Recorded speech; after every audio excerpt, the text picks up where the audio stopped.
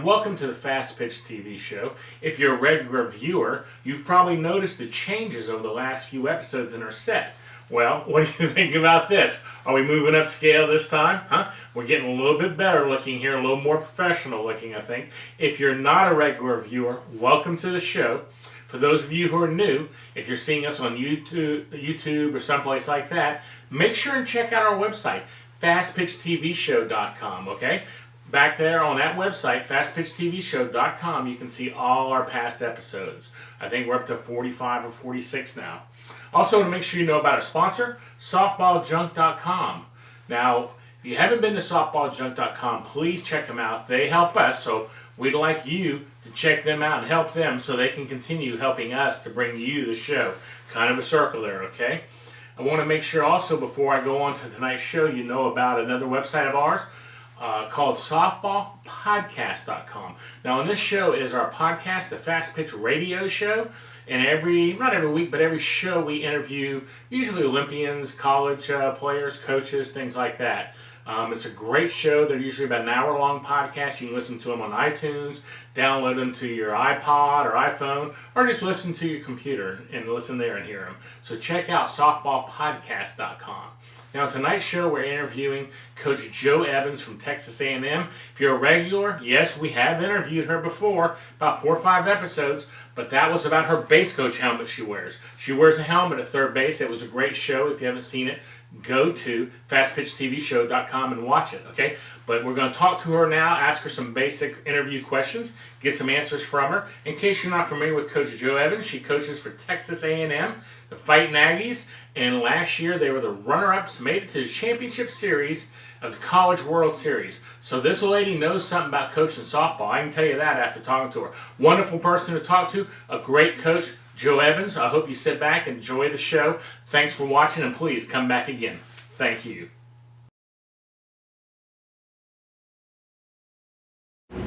Well, I really enjoy doing outs. I think a lot of coaches do that, but it puts pressure on our defense. So we'll play 21 outs, and I'll hit the ball, and we'll use base runners. And if we make an error, we start back at 0 outs. So the drill could take anywhere from 15, 20 minutes to an hour if we continue to make errors. But I like it because it puts pressure on our defense and gives us the opportunity to make plays. Well, one thing is to make sure you play on a competitive team that traditionally goes to tournaments where they get a lot of exposure. I think sometimes kids get happy just playing on a team that wins a lot of games, but they may not be getting out there and playing against the nation's best and also being in tournaments where you know college coaches are in the stands. If you're not sure you're playing in a tournament and you're not sure if you're getting exposure, you're probably not. You know the tournaments that are great for exposure because the stands will be full of college coaches.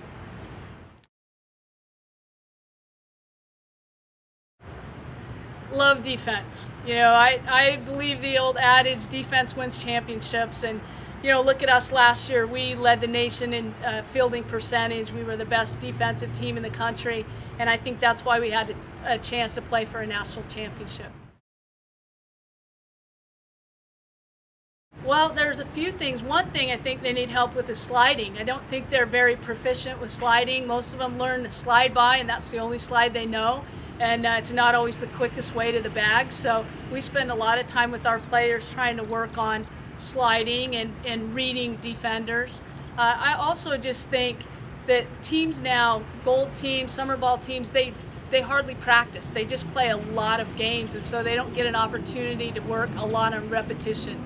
Just over and over and over, taking ground balls, getting their cuts. And so I think sometimes they come to us not quite fundamentally as sound as they could be. Wow, the softball player is tough. I've coached so many great players and played with a lot of great players, but I guess my favorite players are the ones I'm coaching now. You know, every year it's a fun experience to be coaching new kids. One of my favorites, just the most recent one that pops into my head, is that final out against the University of Florida at the College World Series to get an opportunity to play for a national championship. When I'm not coaching, I love to travel. I try to get out of town. I spend a lot of time with my friends, and I love the outdoors. I grew up in Utah with the mountains, and so I love to be outside. But I'll travel anywhere. I love to go to Europe, and just don't mind living out of a suitcase. I know some trick plays. I'm not a big fan of trick plays. When I was young playing ball, my dad coached our team. We did the old Kansas City steal. I don't know what other people called it, where there's a runner at first base and the count's they've only got 2 balls on them. On the 3rd ball, the batter tosses the bat down, jogs to first like they are walking. The runner from first trots to second. Umpire calls time, brings the batter back because it's not ball 4, and the runner stays at second for a stolen base. But I'm not a big fan of trick plays. I'm very much a traditionalist and love fundamental softball.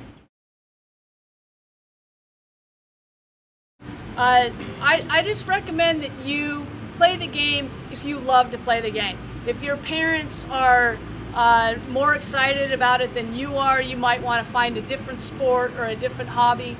I think if you love to play the game, keep playing it, play it with passion, and know that when you get to college, you're going to be playing a lot of softball. You're going to be working very, very hard, so you better love it so it doesn't feel like a job.